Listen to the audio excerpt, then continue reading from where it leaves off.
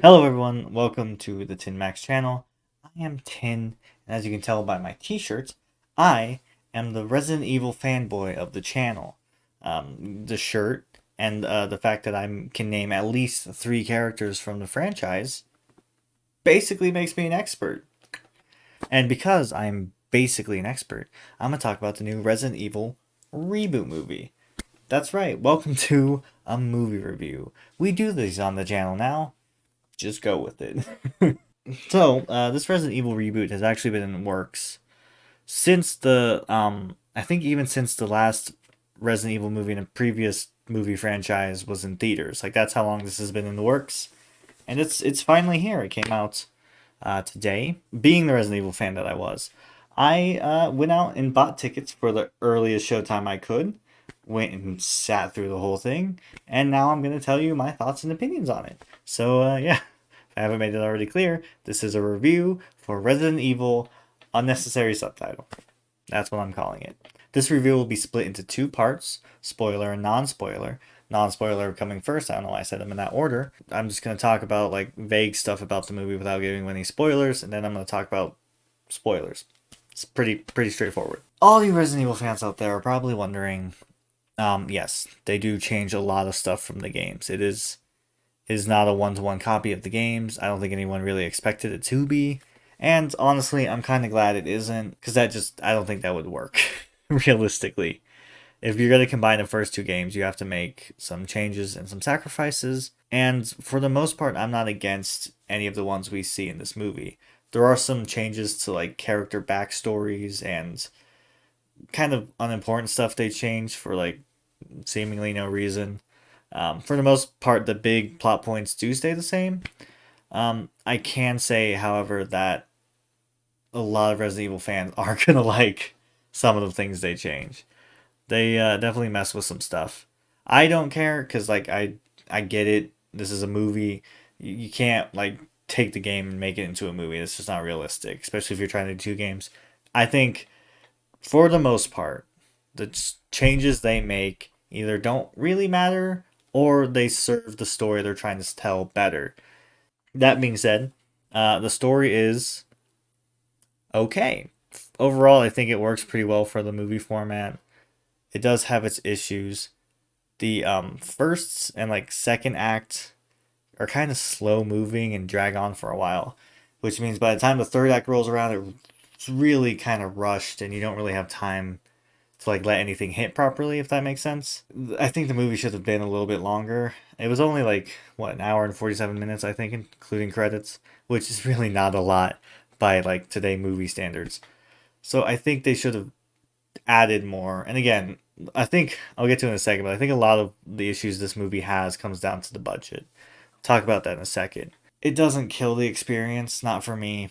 Um, I guess a lot of like my love for this movie is going to come from the fact that I've played the games and I know a lot of stuff that like or I just know because I've played the games. The movie doesn't really explain some stuff that I think it should. I'll get to that in spoilers, but there's definitely some very like key elements that are kind of left out, not really dealt with. I'll get to it in spoilers. Basically, I don't hate what they did with the story. It just overall it needs to be more well thought out, a little bit more planned, a little bit less fan service, a little bit more actual story. That being said, there's plenty of plenty of fan service. So many elements from the games get worked into the movie in ways that like for a Resident Evil fan, you're gonna be like, oh yeah, and like I think even as a Resident Evil, like not a Resident Evil fan, some of them they're very like blatant. You'll know even if you don't know the reference, you'll know it's a reference to the game. On the other side of that, as much as I love it as a fan, someone coming into the franchise from this might kind of it might be a bit too much. I don't know. I liked it. I can understand people thinking it's a bit much because they kind of force some stuff. It's very interesting. It's an interesting little dichotomy. Another thing I was kind of interested in when I first learned about this movie and wanted to go see it was the cast. Like obviously these are very iconic characters. You know, Chris, Leon, Claire, Jill, some others. Doesn't matter. And for the most part, it's kind of interesting. The cast, I feel, because of the movie's pacing issues, the cast doesn't really seem to get a chance to strut their stuff as the characters are playing, if that makes sense. They don't really get a lot to do outside of like the very specific things they do. And like this is very much an ensemble movie. Like Chris, Claire, Leon, Jill, Albert Wesker, they're all pretty much main characters. So like it has to fit a lot in on top of building the world and the actual horror and story that's going on. It's a lot in the movie, and like I don't think, like, this might be an unpopular opinion, but I don't think anyone's really miscast, at least so far. I would absolutely love to see these actors and actresses return in another Resident Evil movie as the character playing, but with a little more focus and a little more time spent with that character. I didn't feel like any of the acting was bad. It's a little cheesy at parts, but that's Resident Evil for you. Let's talk about something I did like. I feel like this whole time I've been saying about this movie, I feel like this was really made by someone who cares about the movie, and I think like I was talking about with the fan service, that really comes through.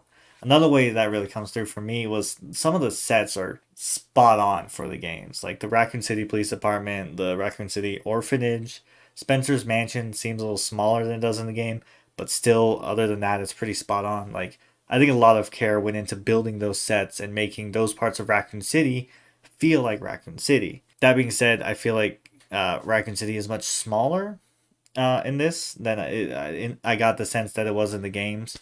And again, like it's a budget thing, which I'll get to. I promise. I keep bringing it up, but I will get to it. Um, Overall, the location's good. The settings are good. Um, Again, the budget kind of affects this in some ways, but nothing that ruins the experience. Nothing that makes it not feel like Raccoon City. Mostly. And so also, the movie is supposed to be like more of a horror movie. And is it scary? No, not really. To me, in terms of like horror and like scariness, this falls very much in line with like the It movies, the recent Stephen King It movies. As in that, like, yes, it's like scary stuff is happening, but like none of it is like, it doesn't scare me. Like it doesn't, it's cool, but it's not scary, if that makes sense. It is very heavily reliant on jump scares. Um, there's not really much else. Jump scares and gore are kind of the horror elements of this movie. The zombies are pretty cool for the most part. I wish they could look a little bit more dead and decayed and kind of gross like the in the game, but again, budget. I keep bringing that up. I will get to it. They do a pretty all right job with tension. I do think at some point they start repeating tricks a little bit too often. If you watch it, you'll know what I mean. Like they use like the same kind of setup for like a scare, and you're like, oh, you just did this. Why are we doing this again? In terms of like action and like that kind of stuff, not really a lot of it. It's pretty mediocre. None of it's like explicitly terrible, but it could have been a lot better. I look really red. I need better lighting. There was one particular scene that I thought it was definitely trying something cool that just didn't really work very well. Don't expect too much from the action and everything. It's either generic or below average. Kind of. I did like this movie, believe it or not. Okay, let's just get to it. The budget is the biggest problem this movie has, in my opinion. The CGI, not great. What we saw in the trailers is kind of what we get in the movie. Some of it looks better than others, some of it looks real bad, and it's always noticeable. The CGI is very apparent, and again, I think one of the issues this movie had is it was trying to be too big for the budget it has. It was trying to do a lot of the stuff from the game, but the fact that, it was only made for $40 million, which sounds like a lot, but for movies it's really not. And overall, I do want to say I think the director did a great job of trying to, you know, work with the budget he had. There are sacrifices that are made, there are cuts that are made, some that hurt me deeply. Get to that in spoilers. To me, the biggest problem this movie suffers from is just a lack of budget to support the ideas behind it. Do I think this is a bad movie? No. Is it good? Also no. It falls right in like the C category. I think if you're a Resident Evil fan and you can kind of put aside the lore changes. I think you could get a lot out of this. It's fun. It's cool to see this kind of stuff brought into live action. If you're not a Resident Evil fan, it's just kind of like a middle of the road horror movie. I hope it gets a lot better in the future. I'll talk about that at the end of the video. But in the meantime, let's get to spoilers. Well, first things first, there is no Mr. X in this movie. So it is automatically a 0 out of 10. Worst movie ever. No Mr. X. End of review. That's it. That's all, folks. I'm kidding, but that is super disappointing. But I also get it. I'd rather Mr. X not be in it than it, not look good. A couple things. I'm just kind of gonna go through some of the stuff in the story, like spoiler wise, that I didn't love, or that I did love. First of all, for you hardcore Resident Evil fans, this is all Resident Evil 1, Resident Evil 2. I don't know if anyone was really expecting it, but there is no elements of Resident Evil 3 here. They skip Resident Evil 3 entirely. Jill, Chris, Leon, Claire, and Sherry are all on the train thing at the end of the movie, and Raccoon City blows up. No Nemesis, no Carlos, none of that stuff. I guess they could always kind of like do something with Nemesis in the future. I would love to see live action Nemesis at some point, but we'll see where the franchise goes from here. Leon is definitely not the Leon you see in the games, even Resident Evil 2. He's not kick flipping anybody, which is a huge disappointment. Again, 0 out of 10. Just kidding. But I don't think the actor is bad. I think there's a lot of room for the character to grow, and I think he would make a great Leon in his prime if we ever get that down the road. The director has talked about how the next movie he would want to do is Resident Evil 4. And that's several years after this. Maybe Leon's got his stuff together and turn into the badass he is. I want that. If it's this Leon, I'm not gonna love it. But I think one of the things that didn't hit as well as I think it does in the game was the Wesker Betrayal. First of all, they kind of like they, I don't know what the word is. Foreshadow's not the word because it's way more blatant than foreshadowing. I'm gonna call it super obvious foreshadowing because I don't know the word. They super obviously foreshadow him betraying the group like immediately. Like you see him in his locker with like a PDA with the people telling him to do stuff. And I didn't like that. I think the Wesker surprise comes a little bit better if it's just like out of nowhere. You're like, oh, he's actually a bad guy. Also, he's not really that much of a bad guy. He is a bad guy, don't get me wrong. He shoots William Birkin and his wife and almost shoots Sherry. He said he wasn't going to do it, but it kind of looked like he was going to do it. He wasn't as cold-blooded as Wesker from the games. But again, same thing with Leon. Like, I think it wouldn't be too hard to just kind of like push him in the right direction to have him be more like the game character. And it needs to be said, there's some really unnecessary love triangle stuff between Jill, Wesker, and Chris. Like, Chris has a crush on Jill, who has a crush on Wesker, who maybe has a crush on Jill. I don't know. I thought it was dumb. Didn't really pay off in any kind of way. I don't know. Maybe they had bigger plans for in the future. We'll see. Here's one of the things when I was in the non-spoiler section when I was talking about like the movie not explaining some stuff that it should have. Here's a couple of examples. They're the biggest ones I feel like, and the other ones are probably small and doesn't really matter.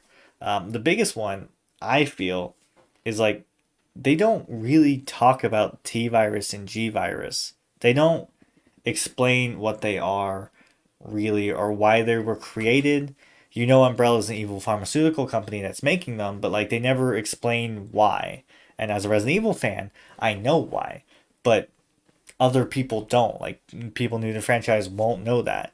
So it was a really weird choice to just kind of like not talk about that. The T virus gets mentioned, I think, literally once in the movie, and then you do see the G virus later, and William injects it. But like, I think as someone who doesn't know what the hell they are, that you're not going to be like, oh, he injected himself with the G virus because you don't know what it does. As far as you, a newcomer to the franchise, know, it just turns people into those hairless zombies you see in the rest of the movie. So that didn't make a lot of sense. And this one's less important, but it's just another example of what I feel like things weren't thought through. And it's with Chief Irons, right? Like Chief Irons works with Umbrella. He's taking money from them to kind of cover stuff up and keep the police department in their control. Again, as a Resident Evil fan, I know that. But in the movie, it's never explained. Like, he knows that there's a secret path between the city orphanage and Spencer Mansion and like the lab underneath. He's killed by a licker, and then it's never explained why he knows that. Again, I know why. It's pretty easy to infer why he knows that, but it's never explicitly stated, which I think it needed to be for this movie. Not the biggest deal, but really weird. They also tried to connect Birkin and Chris as like a father son thing, but like a lot of other stuff in this movie, it doesn't really get the chance to build to anything. The payoff is basically nothing. It's meaningless and forced, and I don't know. It was one of the ones where I'm like really questioning why they decided to make that connection. For people who saw the one trailer and you see like the new final G form for William Birkin, which looks nothing like the game version, you'll be happy to know that there is a version that he transforms into that is much more the game version. It's I'm gonna mention this again. The budget shows with it, like it doesn't look the best, but it's still cool that they made the effort to be like, okay, this is what he looks like in the game. Let's do our best to put this in the game. Um, this bothered me, but Sherry and Ada are barely in the movie, and that's a bummer because I like those characters. Ada is literally in the end credit scene. By the way, there's an end credit scene. Does hint to some cool stuff in the future, so I'm hoping they keep going with these, which I'll talk about a little bit more after we talk about the budget again, but this time with spoilers.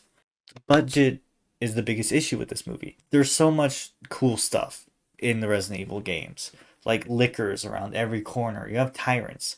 Aside from William Birkin, the only tyrant you see in this movie, that's, I don't know why I phrased it like that. He is the only tyrant you see in the movie. There's no Mr. X, no Nemesis, none of the, like, they do a little haha joke about like the snake and the shark from Resident Evil 1, but you don't see anything like that. It's makes sense. It's the budget. Even Mr. X, it makes sense. They don't have the budget for it. There's one liquor in the entire movie. The budget is to blame. And I get it. Like, I'm sure whatever production company is making this movie, I'm not sure who, Capcom, whatever, they didn't want to pour a lot of money into something they didn't know was going to work. Also, I think if they had put a lot more in, we would have gotten a much better final product. And it's hard because with horror movies, especially R-rated horror movies, by the way, this movie reminds you it's rated R constantly. The amount of like F-bombs in this movie, unnecessary. Anyway, unrelated. Horror movies don't do super well at the box office. That's just kind of fact. Like they do good for horror movies, but they don't do good like a Marvel movie or something. So it makes sense that they wouldn't want to throw a huge bunch of money at this. But I feel like they should have. I feel like this would have been a lot more special. I definitely said this already. This would have been a lot more special if they had. One of the most noticeable ways it affects the story is Raccoon City is a ghost town in this movie because Umbrella has moved out of the city and taken most of the people that live there with it. There's very few people left in town, which at first I was like, why do that? The best part of like Raccoon City thing is that it's a whole city. It's like a big, massive zombie outbreak. I realized later it's that dang budget, it's the damn budget problem. You know, it's a much easier to hire less actors and have less big like city zombie. It couldn't do World War Z stuff. You know, it had to do smaller scale stuff, and it's not as good. And that's not a reflection on the movie or like the director. It's just they couldn't do it, and that's a big part of a lot of it. Is it's just like it needed more money for the stuff it was kind of do. The labs, like in Resident Evil 2, you have like these big underground labs that are like super futuristic. You need key cards to get into doors, and they have all kinds of different experiments going on. The lab in this movie is like it's a tiny room in like a dingy basement. And again, I don't hold it against the director or like the writer or anything like that. It's what needed to be done for the budget, but the movie does suffer from that. You know, it feels like Resident Evil, but also it doesn't feel like Resident Evil. If that makes sense. No, so yeah, I think that's all I have to say for spoilers. Um, yeah, I don't know. Look, here's the thing. Overall, the movie isn't fantastic, but as a Resident Evil fan, I still had fun with it. It definitely feels more like Resident Evil than like those old movies. You know, no original characters. That's fun. Even the new Mortal Kombat couldn't have no original characters. The biggest takeaway for me for this movie was I think it could have a very bright future. This franchise, I mean, in movies. If you treat this movie as like the bedrock for a whole like Resident Evil cinematic universe, I think it works. I think you introduced all the main characters, you introduced the elements of zombies, you have the Raccoon City incident, even if it's less of an incident than in the games. But that being said, in the future, they should pick like a specific game, specific character, and like do, if the budget doesn't get bigger, do smaller scale stories. Do a Resident Evil 4. Do Resident Evil 5 even. Some of the like spin-off games. You can do Revelation, stuff like that. It just needs to be a little bit more focused. That would also give a chance for the characters to shine a lot more. They are very much buried in like the movie and the plot and the pacing of this one. And that kind of sucks because like the actors, I don't think get a fair shake at it. Just pick one or two, do a Chris Sinclair movie, do a Leon and Ada movie, and just focus in on them. Narrow the vision down. I think this movie was trying to do too much with too little. That being said, just don't take it too seriously, and I think you still might enjoy it. I think this is a launch point for stuff that could be a lot better in the future, and I hope the movie does well, and whatever production company makes it is like, yeah, we can franchise this. Let's do more. Let's throw money at some Resident Evil properties, you know? That's all I have to say. I guess I have to give it like a grade or like a number score or something, otherwise this doesn't count as a review. Give it a C. A solid C. Not great, but I still feel like the franchise has potential and it could go in a lot of really cool directions from this movie. Yeah, I don't know. Thanks for watching this movie review. I'm working on it kind of late in the evening after seeing the movie. So I'm sorry if this was a little disjointed. I've also never done this before. I think I need to write like a full script next time instead of bullet points. If you liked it, do leave a like and do leave a subscribe. I would love that. We do all kinds of Resident Evil stuff. We're going to do some more movie stuff in the future. I want to do more reviews and like commentary type stuff. So stick around for that. Maxx has all kinds of gameplays coming on. And yeah, thanks for watching, and I will see you in the next video.